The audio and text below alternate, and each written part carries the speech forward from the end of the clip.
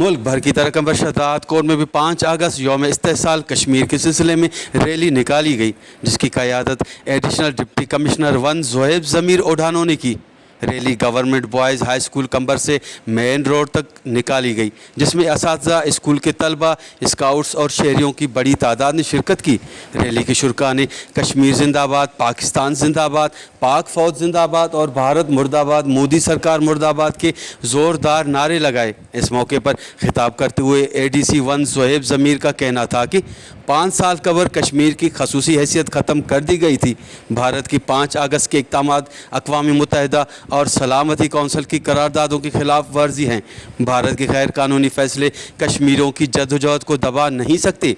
इस मौके पर DO प्राइमरी इनायतुल्लाह चांटेव का खिताब करते हुए कहना था कि कश्मीरियों से उनका हक़ की खुद इरादियत नहीं छीना जा सकता। कश्मीर पाकिस्तान का अटूट अंग है, उसे हमसे कोई अलग नहीं कर सकता। कैमरा टीम के साथ गुलाम अली बरावई, वॉच TV, शहदाद कोट।